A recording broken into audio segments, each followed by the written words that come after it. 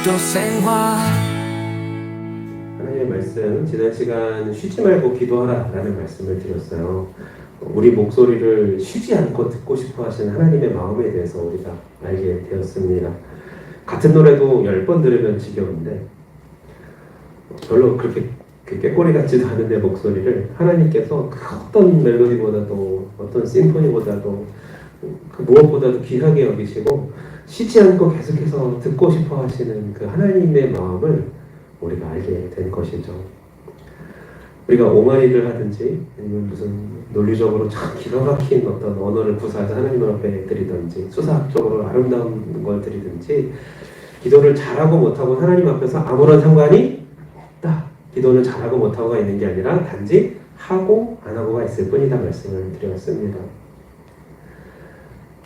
불의한 재판관 비유에서 알 수 있듯이 속히 응답하시는 하나님이십니다.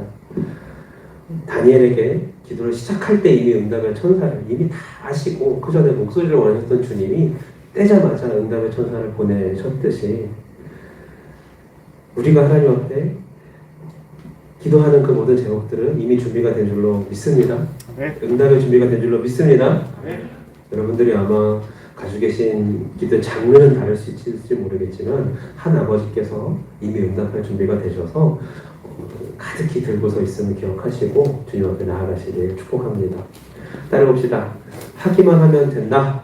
하기만 하면 된다. 네, 그래요. 안 구해서 그렇지 하기만 하면 됩니다. 오늘 말씀을 통해서도 우리 하나님의 은혜가 경험되어지시길 축복합니다.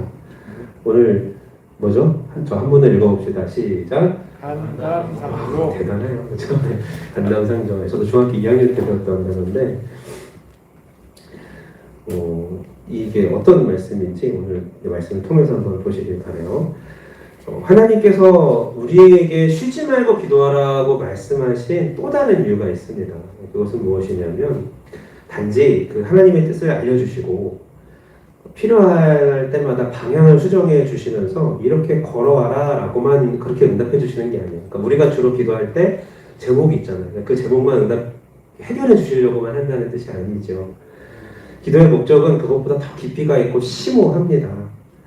우리가 기도할 때 성령님을 통해서 우리 안에 계신 성령님을 통해서 성부 하나님, 성자 하나님과 연합할 수 있도록 끊임없이 연합할 수 있도록 하는 게 기도의 능력입니다.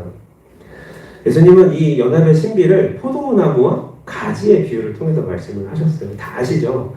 저가 내 안에, 내가 그 안에. 그 서로의 안에 있는 그 관계. 그리고 열매를 맺게 되는 결과도 있게 되는 그런 관계를 말씀을 하셨어요. 하지만 그 관계가 끊어진 사람은 겉으로 보기에 어떨지 몰라도 아무런 열매를 맺을 수 없음을 또 말씀하십니다. 이렇게 하나님이 우리 안에 거하시고 우리가 하나님의 그 안에 들어가게 되는 것을 한번 따라해봅시다. 임재. 이것을 임재라고 합니다. 기도에 관한 말씀을 제가 전하면서 기도하는 사람들을 모두가 다 경험하는 것이 바로 이 하나님의 임재인데 기도의 말씀을 전하면서 임재를 얘기하지 않는 것은 반쪽짜리 설교가 될 수밖에 없습니다. 동전처럼 같이 있어요. 기도와 임재는 뗄 수가 없어요. 우리는 어렸을 때부터 기도면은 응답에 대해서 관심을 갖는데 아니요. 하나님의 마음은 뭐냐면 기도와 임재가 같이 가는 거예요. 응답은 하나님의 영역인 거고 우리가 거둘 수 있는 어떤 은혜의 영역인 거지 이거 우리가 관심 갖기보다 그 임재와 관심이 있다면 정말 내가 구했던 그 기도 제목 자체가 나는 되게 중요하다고 생각했는데 하나님께서 그거를 굉장히 초라하게 만드시고 더 놀라운 길로 인도하시는 임재를 경험하신 분은 그 놀라운 응답까지도 경험할 줄로 믿습니다.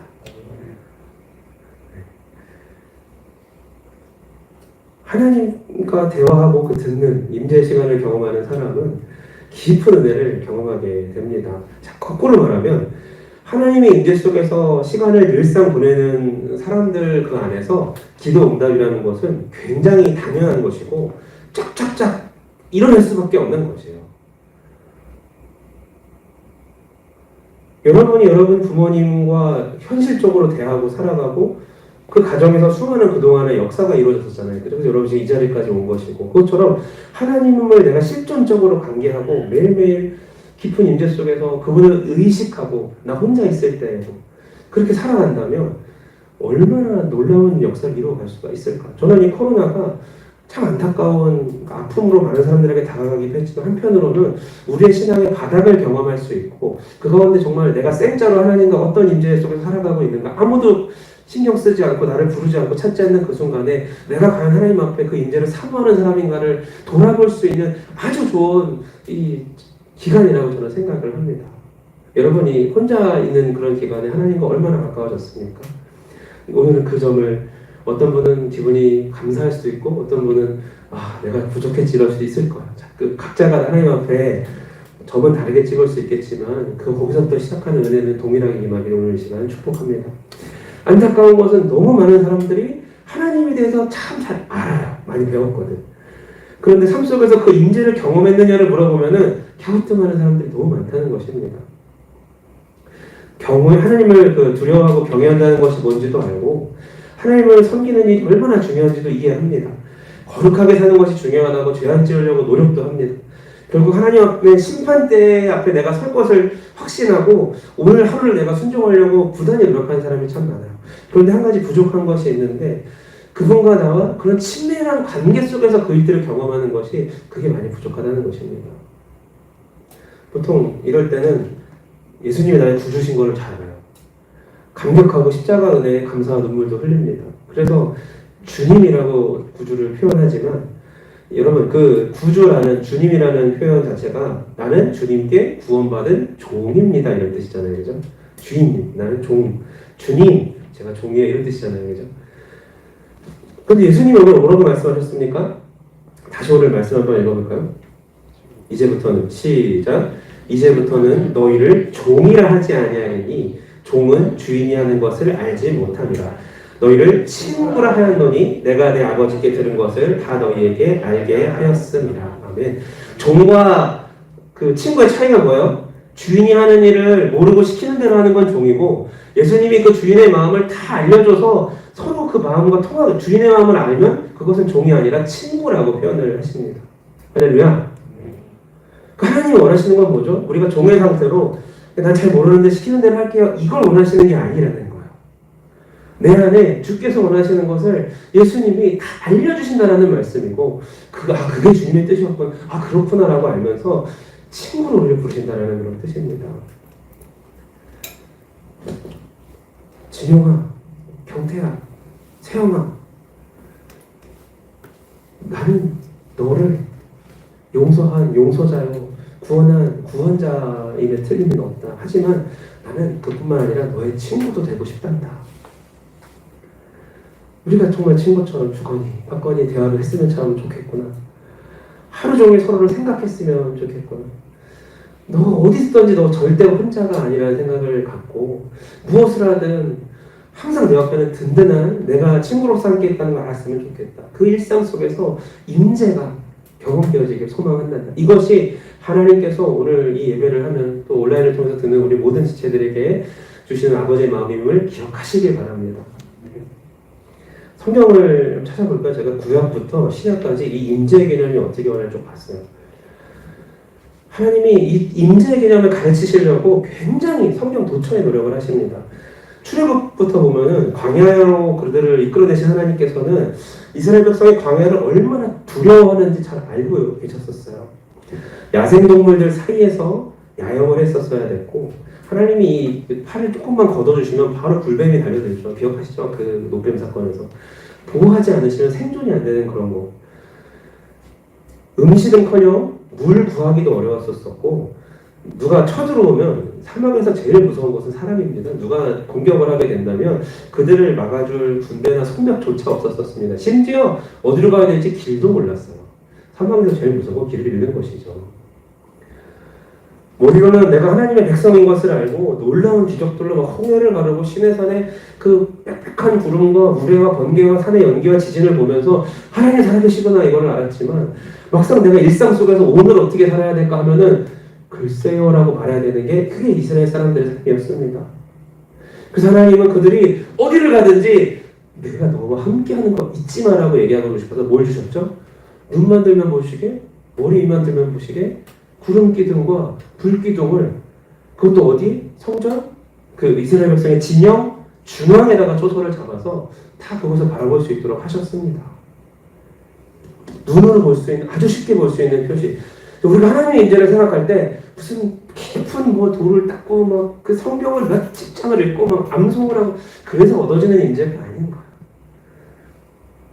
유치원생도 오늘 하나님을 배우고 식사기도 하다가 제가 진짜 너무 놀란 게 초등학교 2, 3학년 아이들이 십자가 설교를 듣고서 구주에 이제 부모님이랑 식사를 하는데 식사기도를 시켰더니 애가 우는 거야. 저를 위해서 죽으신 예수님 감사합니다 하면서 정말 밥 먹기 전에 애가 오니까 엄마 울고 아빠 울고 할머니 울고 다 같이 울어가지고 밥을 한참 있다 드셨다는 관점이 들었어요. 하나님의 임재는요, 그 우리 사이에 임하는 하나님의 역사하심은 정말 그렇게 나타나시는 분이십니다. 그 깊은 뭔가 그렇게 하지 않으셔도 돼요. 출애굽기에 보면 이렇게 말씀하세요. 낮에는 13장 21절에 낮에는 구름 기둥, 밤에는 불 기둥으로 그들에게 비추사 밤이나 낮이나 지내게 하셨다. 적들이 슬금슬금 쳐들어올 것 같을 때도 그냥 불기둥만 보고 있으면 되고요. 갈 길을 모르겠으면 계속 구름기둥만 주목하고 있으면 그것이 떠오르면 하나님 뜻이구나 하고 따라다니면 됐던 것. 하나님의 임재와 친하게 지내면 살 길이 열리는 그들의 삶이었습니다. 구약 성경을 더 보면은 하나님의 영광을 쉐키나라고 합니다. 지성소 안에 있는 언약궤 기억하시죠? 그 안에 그 뚜껑을 속죄소라고 표현했는데 그룹들이 이렇게 날개를 양쪽에서 우리 교회 엘리베이터에 그룹 있는 거 아시죠? 와, 저 오자마자 성경적인 용어는 아니지만 대박 이랬습니다. 엘리베이터를 타는데 문이 딱 그룹이 이렇게 탁 하고 있고 안에서 보니까 또 이렇게 탁 하고 있어요. 또 엘리베이터 타고 내리는 사람들을 하나님의 보물로 여기신다는 그런 마음이 딱 느껴져서 제가 얼마나 감사했는지 모릅니다. 기념사진 찍고 싶었는데 엘리베이터로 기념사진 찍으면 좀 줄 것 같아요.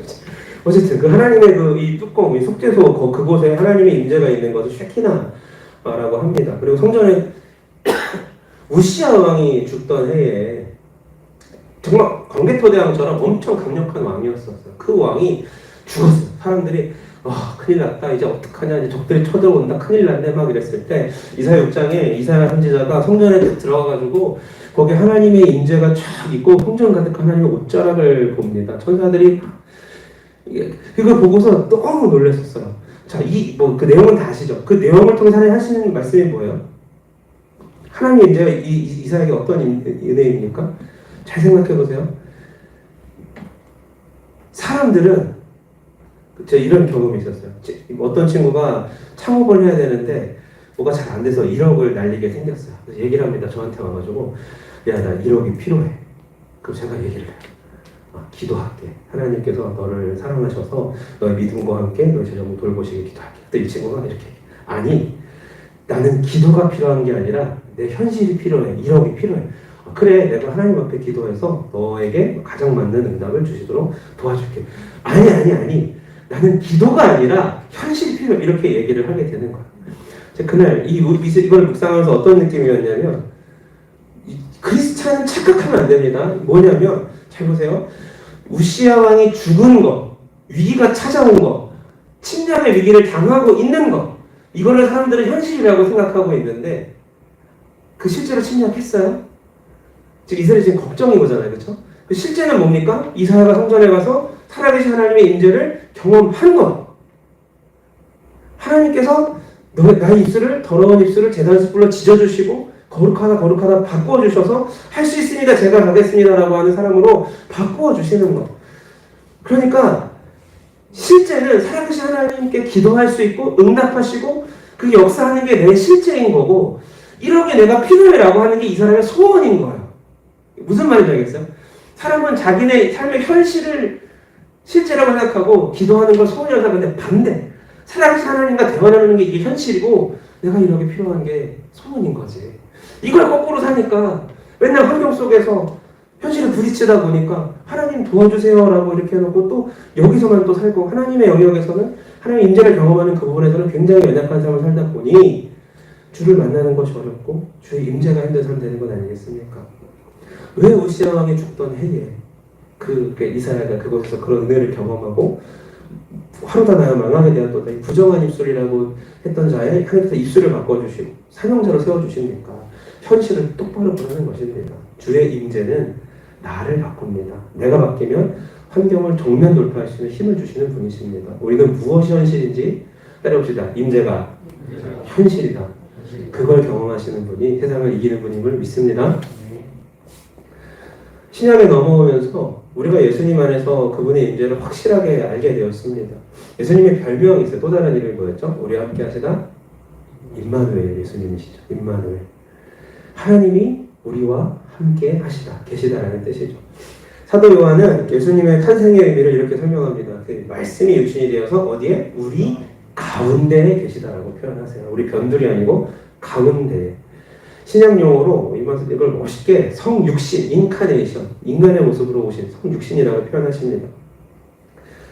인간의 몸을 입고 자기 백성 속에서 사셨다라는 의미인 것이죠. 멀리 있는 구원자가 아니라 우리 속에 들어오는 구원자라는 뜻입니다. 다시 한번 사도 요한의 표현을 빌자면 요한 1서 1장 1절에서 태초부터 있는 생명의 말씀에 관하여는 우리가 들은 바요, 우리가 본 바요, 자세히 보고 우리의 손으로 만진 바라 라고 표현했어요. 요한이. 성육신이 무슨 뜻이냐면 물리적인 실체예요. 여러분 앞에 있는 의자가 만져지듯이 예수님을 그렇게 제자들이 만졌다라는 뜻이고 그것을 주장하는 거예요. 내가 만졌다, 보았다, 자세히 보았다, 만졌다. 그래서 이 주님의 임재 가운데 날마다 있었던 12제자들이 평범했던 그들이었지만 정말 수준 이하에도 많았었어요. 나중에 12제자 여러분 많이 그동안 배우셨겠지만 저랑 한 번 더 공부해 보시면 정말 알게 됩니다. 이 수준 이하의 사람들도 많았는데 이 사람들이 평범한 사람들이 주님의 임재를 경험하고 세상을 뒤집어 놓는 비범한 사람들로 바뀌게 됩니다. 저는 그래서 이 12제자가 너무 제 얘기 같고 너무 좋아서 저도 그렇게 바꿔놓고 싶어서 노래도 만들어봤어요. 나중에 알려줄게. 평범했던 그들 불가고 연약했던 살 있어요. 자, 그래서 네. 그 순교하기까지 제자들이 그렇게 비범하게 살아서 하늘과 땅을 잇는 다리가 되었고 그 복음이 전해지고 쭉 흘러 들어와서 오늘 우리나라까지 온 줄로 믿습니다. 네. 성결교회에서 공부해 보시면 성결교단이 어떻게 생겼는지 보시면 정말 더 자세히 알 수 있어요. 우리나라의 김상준 종빈이라는 두 분이 동경성사학원에 갔는데 그 동경성사학원까지 복음이 들어오게 된 이 영국에서 미국 남침내 거기서 또 이렇게 해서 이렇게 정말 놀라운 다른 교단은 선교사님들이 언더우드 아펜젤들로 오셔서 이렇게 하셨잖아요. 우리는 우리나라에 있었던 두 분이 가셔서 배우고 와서 여기서 복음 전도관 시작해가지고 그게 이렇게 돼서 여기까지 온 거예요. 이 구정의 열정, 영혼 구원의 사명감 그거 하나를 떨어져 뭉친 사람들, 여러분들이 그 제자들, 그 후손들임을 믿습니다. 얼마나 감사한지. 네. 그리고 오순절 그 이후에 성령께서 우리에게 오시면서 영원한 거처를 삼으셨습니다. 하나님의 임재는 저 성막시대에서부터 시대를 격up해 오면서 이제는 우리에게 너희가 하나님의 성전인 것과 하나님의 영이 너희 안에 거하시는 것을 알지 못하느냐 말씀하신 주님 우리 안에 거하고 계십니다. 그들처럼 우리들도 주께 늘 절하는 마음으로 살고 예수님의 소유가 우리의 소유가 되는 순간 하나님은 우리의 죄를 씻으심과 동시에 성령으로 우리를 충만케 하십니다. 지금도 성령님은 하나님의 임재를 나타내는 신호를 계속해서 우리에게 전파를 보내고 계세요. 아이패드를 사서 너무 좋은 우리 와이파이를 연결을 해야 이걸 할 수 있는데 위에 3층에 있는 그 음향기기를 그 비번과 아이디를 몰라가지고 지금 일주일이 넘게 못하 오늘 해결했나요? 근데 그게 딱 되니까 얼마나 감사한지. 주의 자녀로 태어나 살면서 하나님과 소통을 해야 되는데 그 비밀번호를 몰라서 와이파이를 자꾸 못 잡아가지고 네, 그 똑같아요. 그럼 그냥 무용지물 되는 것처럼 그냥 비싼 기기 하나 있는 것처럼 그렇게 살지 맙시다. 정말 주님과 그 전문 용어로 아삼육이라고 하죠. 딱 맞춰가지고 이렇게 하나 되는 저와 여러분이 되기를 바랍니다. 네, 그렇습니다. 만약 우리가 하나님의 임재를 느끼는 법을 연습하노라면 그분이 보내시는 신호를요, 제 장담컨대 하루 종일 감지할 수 있습니다. 쉬지 않고 감지할 수 있어요. 하나님의 임재는 현실입니다. 제가 이걸 이렇게 설명하기 웃겨요. 여러분 앞에 있는 박진용은 사람입니다. 이게 맞잖아. 이거 똑같은 거야. 하나님의 임재는 현실입니다. 이게 하는 게 웃긴 거야, 사실. 그게 당연한 건데. 모르는 게 어색한 거라는 거죠. 어딜 가든지 우리는 직접 느낄 수 있어야 하고 그것이 사실입니다. 하나님과 어디서든지 대화할 수 있고 그분과 나누고 서로의 음성을 알게 되는 것이 얼마나 감사한 일인지요. 그거 교회 건물 아닐 필요도 없고요. 물론 이 같이 모여 하는 홀이 있으면 좋죠. 지금처럼 함께 모여서 한 마음으로 기도할 수 있는 은혜입니다. 그리고 꼭 이렇게 모임 자리가 아니라도 혼자 있을 때 굳이 무릎을 꿇는 그런 자세를 취하지 않더라도 아무런 관계가 없습니다. 제가 정말 어렸을 때부터 무릎 꿇고 기도하는 거에 대해서 훈련을 많이 받아서 무릎을 안 꿇으면 기도가 아니구나 싶었는데 군대를 딱 갔더니 이등병 때 자기 전에 무릎 꿇으려고 했더니 와 막 혼내더라고요. 어딜 딴짓하냐고 누우라고 그래가지고 하나님 앞에서 막 회개하면서 다리 딱 이렇게 차렷 자세로 누워가지고 침묵 빼고 눈물을 막 흘리면서 하나님 제가 무릎을 꿇고 기도해야 되는데 버릇없게 이렇게 누워서 기도합니다. 기도를 막 했어요. 하나님이 뭘 하시는지 알아요? 아, 빨리 자빠져 자라 했어요. 쓸데없이 하지 말고 네가 무릎을 꿇든 서있든 걸으면서 하든 나는 한결같이 사랑하니까 걱정하지 말고 지금 너 내일 할 일 많으니까 빨리 자빠져 자라고 자빠져 자는 저의 표현이었고 하나님께서는 그렇게 말씀하시지 않았습니다. 그냥 편하게 자라 이러셨었어요. 그 쓸데없는 걱정하지 말라는 거예요. 여러분 무슨 이렇게 갖추려고 노력하지 마십시오. 하나님 앞에 나갈 때 하나님의 임재가 우리 안에 언제나 있고 우리가 하나님 안에 늘 거하기만 하면 모든 어떤 겉모습들은 전혀 중요하지 않습니다. 골로새서 1장 27절 하반절 이 비밀은 너희 안에 계신 그리스도시니 곧 영광의 소망이요 주의 임재가 우리 안에 들어와서 영광이요 소망이 되고 우리의 기쁨이요 행복이 됩니다. 사랑하는 울산 선교교회 청년 가족 여러분 한번 따라해봅시다. 임재가 현실이다. 임재가 현실이다. 진짜요? 요거는 연구에서 나타나는 결과물이 아니라 그냥 숨쉬듯이 우리 일상이 되어야 합니다.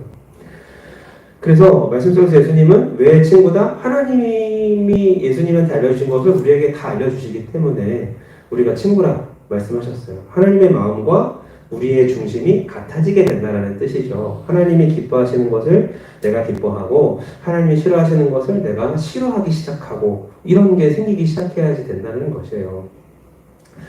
신앙생활 하면서 뭐 이건 끊어라, 저건 하지 마라, 저건 하지 마라 굳이 뭐 그렇게 막 다 일일이 얘기하지 않아도 주님과 정말 임재를 실제로 경험한 사람들은 알아서 왠지 싫어지고 왠지 멀어지게 돼 있어요. 근데 막 이거 어디까지 해야 돼요? 저거 어디까지 돼야 하고 이런 고민하시는 분들은 물론 성향도 조금 작용하지만 가장 중요한 게 그 임재를 아직 깊이 있게 경험하지 못했기 때문에 혹은 서있게 경험하고 있기 때문에 궁금한 거예요. 저 어디까지 해야 되나. 깊이 경험하다 보면 하나님께서 이렇게 주신의 마음과 우리의 마음이 같아지게 할 때가 있습니다. 요즘에는 개인주의 엄청 발달했죠. 혼자 어디까지 해봤어요? 혼자 밥 먹어본 사람 저요 오늘. 혼자 커피 마셔본 사람 어디까지 해봤어요? 저도 해봤어요. 혼자 극장 가서 영화 본 사람 혼자. 대부분 경험이 있네요. 그렇죠? 저도 그랬었어요. 혼자인 것이 편안한 사람이 점점 많아집니다. 제가 이제 초월본부가 그 테헤란도 강남에 있어서 거기 종종 이제 교단 일로 자주 갔었었는데 거기서 그 목사님께서 일 보시고 저는 따로 나와 있을 때 보면 되게 신기한 게 거기는 일자로 되어 있는 테이블 혼자 앉아서 먹는 테이블이 있는 식당들이 대부분이에요. 다 그렇게 이 키오스크에다가 딱 해가지고 국수 나면 그거 먹고 홀랑 가버려서 정말 대화를 안 하시는 분들이 그게 이미 예전부터 코로나 전부터 일상이 된 그런 사람들이시더라고요. 그런데 잘 생각해보면요. 나 혼자 있는 거라고 생각하지만 누가 만들어준 음식을 먹고 누군가가 만든 게임을 하고 있는 것이고 누군가가 공급해준 여러 서비스들을 내가 받고 있는 거죠. 그죠? 많은 젊은이들이 혼자서 즐긴다는 유튜브들도 대부분 남의 인생사를 관찰하는 것에 지나지 않을 때가 많습니다. 아, 저 유튜버가 저렇구나 이러면서 누구나 혼자 있으면요 괜찮아 보이지만 사실 외로움을 느끼게 됩니다. 아무리 여러분 그거 알아요? 있는 듯 없는 듯 조용하게 사는 사람도 잘 살펴보면 그 주변에 그 사람을 지지해주는 사람 한두 명 꼭 있습니다. 우리는 조금만 살아봐도 좋은 것들과 함께 사는 것이 얼마나 낙으로 창조된 존재들인지 그건 충분히 알 수 있습니다. 또 직장생활 해보신 분들은 알죠? 직장생활에서 관계가 얼마나 중요한지. 잘 유지하려고 애씁니다. 배우자와 자녀의 관계 속에서도 결혼하면은 뭔가 그때부터 평안이 오고 막 마음 편하게 지냈을 것 같아도 될 것 같죠? 그래 이제 그래요? 실제로 결혼 살아보면은 더 조심해야 돼요. 더 조심해야 돼요. 정말 어젯밤에도 제가 이제 오늘 교회를 와야 되니까 밤에 이제 잠을 잤는데 이제 사모랑 같이 이게 자야 되는데 내가 조금만 바스락거리면 깰까봐 이렇게 막 되게 긴장해서 자고 막 이렇게 돼서 잠을 같이 자는 것도 쉽지 않아요. 사실 같은 침대 쓰는 것조차도 생각하는 것만큼 그렇게 낭만적이고 그렇게 다 해도 다 이렇게 뭐 이렇게 막 그런 모습들 다 보여줘도 되고 그런다기보다는 배려의 연속이에요. 결혼 생활 자체가 공감해줘야 되고 이해해줘야 되고 기다려줘야 되고 안 맞으면 맞춰가야 되는 그런 것 아니겠습니까? 우리의 그 우정 관계가 아무리 다양하고 깊다 하더라도 이런 부분이 있어요. 어느 지점에 달하면 인간적인 친구 관계로서 혹은 부부 아주 한 몸이라고 하시는 부부 관계로서도 충분치 못하는 어떤 지점이 있습니다. 주께서 개입하지 않으시면 더 이상 하나 될 수 없는 부분이 있다는 뜻이에요. 가장 친한 친구 많잖아요. 맞나? 있잖아요. 그렇죠? 네. 근데 그 친구랑도 하나 되는 게 쉽지 않은 것처럼 부부도 마찬가지로 그렇거든요. 아무리 막역한 사람도 먼저 심지어는 되게 친했는데 먼저 배우자든 친구든 그분을 먼저 떠나보내야 하기도 합니다. 그럴 때 상실감은 진짜 상상 초월이죠. 우리가 친구 관계 속에서 바라는 모든 필요를 만약 사람들한테서 이렇게 채우려고만 한다면 우리는 끝없는 바닷물 마시는 것 같은 갈망을 갖게 될 것입니다. 하지만 하나님께서는 우리가 인간관계 속에서만 이런 서로의 채움을, 서로의 만남을 원치 않으십니다. 잠언 18장 24절 하반절에는 동기간보다 더 가까운 친구도 있다 말씀하셔요. 히브리서 4장 15절에서는 예수님이 모든 점에서 우리와 마찬가지로 시험을 받으셨기 때문에 우리를 완전히 이해하신다라고 말씀하셔요. 시편 121편 3절에서는 주님께서 우리를 지키시느라 졸지도 아니하신다 하십니다. 아시고 지키시고 가까운 관계로 우리 사람들 관계보다 하나님의 관계가 항상 더 우리 앞에 준비되어 있다는 그런 뜻입니다. 사랑하는 여러분, 주님이 친구로서 그 주의 뜻을 알려주시는 전달자로서 그리고 우리와 동행하시는 동행자로서 지금도 우리와 함께 하심을 믿으시길 바랍니다. 인간관계에서 얻을 수 없는 그런 부분들을 하나님 안에서 얻으시기를 바라요. 결혼 생활 한 12년 차인데 집사람이랑 아직까지 큰 소리 내면서 싸워본 적이 단 한 번도 없어요. 제가 예수님을 만난 것 같아요. 근데 그렇게 되는 이유는 저희가 신앙적인 약속을 했기 때문이에요. 우리가 어렵고 그런 일이 있으면 매주 월요일 날 결혼 시간을 만들어서 문법은 맞는지 모르겠지만 메리지 타임을 만들어서 그때 거기에서 이제 일주일 동안 힘들었던 일이 있으면 그날 이제 얘기합시다. 그리고 한 사람이 얘기할 때는 손수건을 들고 이 사람이 다 얘기하면 손수건이 없는 사람은 바람건이 없습니다. 무조건 들어주고 이해해주고 공감해줘야 합니다. 시간을 만들어 놓으니까 주중에 아무리 그렇게 어려운 일이 있더라도 바로 얘기하고 싶지만 월요일 있지 이러면서 이제 시간을 보내는 거죠. 그러다 보면 주중에 정리가 돼요. 마음속에서 그때 왜 그랬는지 그때 가서는 충분히 이해해줄 수 있게 되고 그렇게 해결이 되더라고요. 결혼 시간을 우리가 만들어 보니까 이 아이디어 누가 줬을까요? 하나님께서 어떤 그런 코스를 통해서 저희한테 알려주셨어요. 그러다 보니까 우리 관계 속에 하나님이 계속 개입하고 계시다 보니까 그 끝없는 화목을 이루게 되는 것 같아요. 여러분이 이제 이성교제를 하고 결혼하고 가정을 꾸리신다면 반드시 삼각관계를 하시기 바랍니다. 오해하지 마시고 나와 배우자와 누구? 하나님이 계셔야 돼요. 그래야 그 채울 수 없는 여러분 친구와의 관계 있죠. 아주 친한 친구의 관계도 삼각관계. 하나님이 항상 계셔야 돼요. 아무리 친한 친구들이 많아도 거기 하나님 안 계시면 그 위험한 모임입니다. 뭐 더 얘기 안 해도 알죠. 무슨 일이 일어나는지. 네. 그러길 바랍니다. 친구는 닮는다고 우리가 주님을 우리 관계로 자꾸 초대하다 보면 우리가 그분을 닮아갑니다.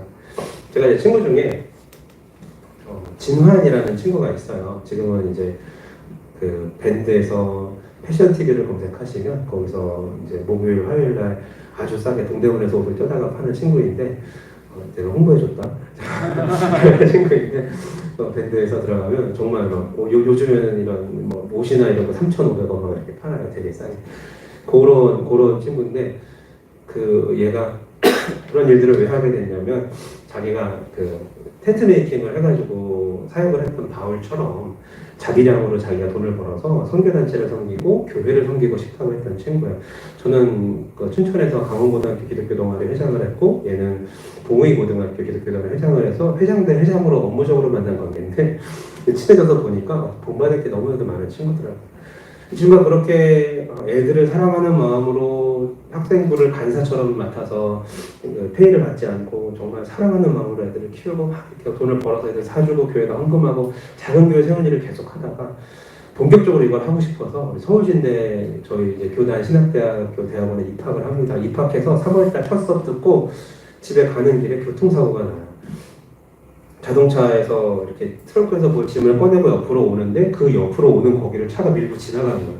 얘가 갈렸어요. 여기 다리 한쪽이 완전히. 그래서 몇 조각으로 깨졌지도 몰라요. 다리가. 그러니까 이제 수술하고 엑스레이를 보여주는데 뼈가 정말 이거잖아요. 뼈가 이렇게 이거를 몇 번을 하더라고요. 수술을.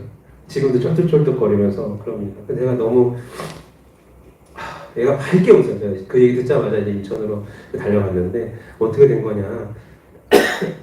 밝게 웃으면서 하나님이 살려주셔서 그래도 나 이렇게 감사해. 나 이렇게 얘기를 하는 거예요. 아니 야 너 신학한다고 가서 첫날 그렇게 됐는데 속상하지 않아? 그랬더니 야 속상하기는. 근데 이 친구 하는 말이 자기가 그동안 그 아이들을 맡아서 간사로서 봤던 중고등부 아이들이 자기 간사님이 다쳐가지고 병원에 입원했다는 소식을 듣고 이제 우리는 예배 어떻게 해야 되는가 이 생각을 하더니 우리 간사님한테 우리가 드릴 수 있는 최고의 선물, 하나님한테 드릴 수 있는 선물은 우리가 믿음으로 바로 서는 것일 것이다. 지들끼리 결론을 내고 그 다음부터 자기들끼리 모이기 힘쓰고 더욱더 열심히 예배하고 자기들끼리 예배하는 모습을 찍어가지고 계속 보내주고 문병도 대표가 이렇게 와가지고 그걸 하고 있더라고요. 애들이 와서.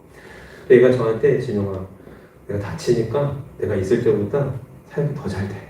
이러면서 얘기를 하는 거예요. 그 좋다고 이렇게 웃는 모습을 보면서 야 알았어. 야 너 다리 다치고 그러면 앞으로 사역을 제대로 못할 텐데 마음이 힘들진 않아? 이렇게 이제 쩔뚝거리게 됐거든요. 그랬더니 이 친구가 하는 말이 웃으면서 야 뭐가 걱정이냐. 내가 못 움직이면 하나님이 더 많이 움직이시겠지. 그 말 하는 순간 야 그래 신학대학원 졸업한 나보다 이제 1일차에서 다친 네가 더 낫다라는 생각 그때 딱 가졌어요. 여러분 우리가 신앙적으로 혹은 우리가 어떤 삶에서 뭔가 이룰 수 없다고 느껴지는 그 시점이 오면 그때부터 하나님의 일하시는 양이 더 많아집니다. 그 믿음을 가지고 산다면 두려움이 없는 것이에요. 그래서 그 친구는 학교는 이제 못 다니게 되고 반대로 이렇게 일지에서 그런 일들을 지금 해서 또 교회를 세우고 아이들을 케어하는데 장사가 잘 되고 있어요. 그래서 한번 들어가 보세요. 자, 그렇습니다. 진짜 빛 대신 하나님을 닮으신 그 친구, 주님을 친구처럼 동행하시는 그 진아이를 보면서 저는 참 마음을 많이 이렇게 참 주와 함께 동행하는 것이 무엇인지 생각을 해보게 되었습니다. 여러분 그뿐이겠습니까? 우리가 성령의 열매와 같은 성품들도 묵상하고 훈련하면서 얻어지는 것이 아니라 주님과 임재를 늘 경험하고 동행하다 보면은 그것이 얻어지게 됩니다. 잘 참는 사람, 처음부터 그런 사람이 어디 있어요? 온유한 사람, 그런 사람이 어디 있어요? 하나님 앞에서 길들여지기 시작하는 야생마가 길들여지는 그 온유함은 주님께 그 임재를 경험하는 사람이 늘 주 안에서 2번, 3번, 4번, 5번 생각하면서 바뀌어지는 성품일 뿐입니다. 자연스럽게 닮아가고 열매가 맺히게 될 것입니다. 그리고 친구의 능력이 나의 능력이 됩니다. 하나님의 능력이 나의 능력이 된다는 거예요. 제가 수지랑 맨날 교제하면서 저희 둘째 딸이 수지인 거 알죠? 얘가 침대 요만한 데서 이쪽으로 건너뛰는 연습을 많이 했어요. 아빠한테 뛰어봐. 그러면 뛰어요. 조금 더 뒤로 가서 뛰어봐. 달려가서 뛰어봐 하다가 지금은 어디까지 되냐면 이 정도 높이에 올라가서도 제가 한 1m 떨어져도 뛰어봐! 그러면 이렇게 뜁니다. 제가 이걸 왜 했냐면 혹시 나중에 무슨 일이 생겼을 때 얘가 그 여자애라서 왜 무서운 일 생기면 겁먹고 얼어버리잖아요. 그러지 말고 빨리 탈출할 수 있도록 하는 거를 예전에 이제 그 큰 배가 가라앉았을 때 그때부터 제가 생각해서 아이들한테 이렇게 가르쳤던 겁니다. 얘는 지금 아빠만 있으면 별로 이렇게 두려워하지 않고 내가 준비가 안 됐는데도 얘가 갑자기 확 뛰어내리고 그래요. 내가 없었으면 이걸 전혀 못했을 애가 하나님과 함께 동행하는 게 습관이 되고 임재가 편해지면은 좀 대범한 사람이 돼버린다는 거죠. 그래서 우리에게 원하시는 만큼 우리가 그 분야를 성장할 수 있다라는 사실입니다. 여러분, 하나님이 계시기 때문에 우리가 믿고 올라갈 수도 있고 하나님이 계시기 때문에 뛰어내릴 수도 있는 것이 우리의 인생입니다. 주님은요, 우리와 정서적인 교감만 하시는 분이 아니세요. 어떤 거센 파도도 그냥 하나 작은 그 파도로 만들어 버리실 수 있는 능력자이심을 믿으시기 바랍니다. 나만 바꾸는 분이 아니라 환경도 바꿔가시는 분이셔요. 제 인생에서 큰 파도가 뭐 여러 개 있었지만 그 중에서 아직도 생생하게 기억에 남는 게 예성이가, 첫째가 되는 예성이, 둘째가 수지에서 예수 이렇게 지었어요. 예성이가 제가 대학원에서 이제 공부를 하고 있는데, 부천에서 공부를 하고 있는데 춘천에 있을 때 이제 막 걸어다니기 시작할 때 가장 그 위험할 때 있잖아요. 아이가 가장 악마 같을 때 자꾸 부시고 넘어뜨리고 데코레이션 하지 마세요. 집에 클 때까지 안 하시고 신혼부들 태어나서 해보면 다 아무것도 아닌 거예요. 벽은 아이들의 거대한 도화지일 것이고 뭐 다 그랬어요. 이 아이가 엄마가 이제 방금까지 타타타타타 해서 켜놨던 그 가스레인지 이거 있잖아요. 이 뭐라 그러죠? 불 올려놓는 그거를 불을 딱 끄고 요거를 이제 식혀가지고 씻으려고 엄마가 방금 불을 딱 껐어요. 근데 아이가 오다가 불 딱 꺼진 거 보자마자 그 가스레인지 이렇게 냄비 올려놓는 그거를 손으로 잡아버린 거야. 그랬더니 손이 놀랐는데 잡으면 어떻게 될까요? 붙습니다 이게. 그 집사람 황급하게 어떻게 꼈는데 이미 울면서 전화가 왔어요. 그 전화 자꾸 수업 시간에 오길래 나가 잠깐 받았더니 뭐 어떻게 우리 예성이가 가스레인지 그 나를 손으로 잡았어. 어떻게 됐어? 했더니 사진을 보는데 손이 이렇게 있는데 손이 하나가 더 있어요. 이렇게 수포가 이만큼 올라온 거야. 정말 너무 놀랐어요. 이 고사리 같은 아이 손이 막 이러니까 그래서 제가 너무 당황스러워가지고 일단 빨리 병원 가라고 이렇게 얘기를 하고 당황할 때 뭐 해야 되죠, 여러분? 기도해야죠. 그 계단에 지금도 그냥 4층과 4.5층 계단에서 앉아가지고 어이가 없어가지고 하나님 이게 뭡니까? 왜 이런 일이 일어나지요? 멍하니까 별의별 생각이 다 들더라고. 제가 하나님 뭘 어떻게 하길 바라십니까? 딱 이러는데 하나님 제가 휴직하고 기도를 했죠. 하나님 뭘 하시는 줄 알아? 진영아, 예성이를 나에게 줄 수 있느냐? 이러시는 거. 그 얘기를 딱 듣는 순간 그 하나님의 인재가 그런 식으로 했다고 하는 순간 이거 뭐라고 기도하시면 제가 그 어떤 생각이 들었냐면 제가 거기다가 네 라고 하면 하나님이 예성이를 데려가시지 않을까? 수술하다가 혹은 네 라고 하면 하나님이 손을 자르게 하시진 않을까? 뭐가 잘못돼서 네 라고 하면 하나님이 예성이를 내가 어쨌든 다시는 못 보게 만드시지 않을까? 별의별 생각이 막 드는 거예요. 나에게 주지 않겠느냐 딱 그러시는데 자, 근데 여러분 물어봅시다. 여러분이 그동안 배워본 바로는 하나님이 그렇게 대답할 때는 뭐라고 대답해야 돼요? 마음대로 하세요. 그거잖아요. 주님 마음대로 하세요. 그래야지. 아닌데요. 이럴 수 없잖아요.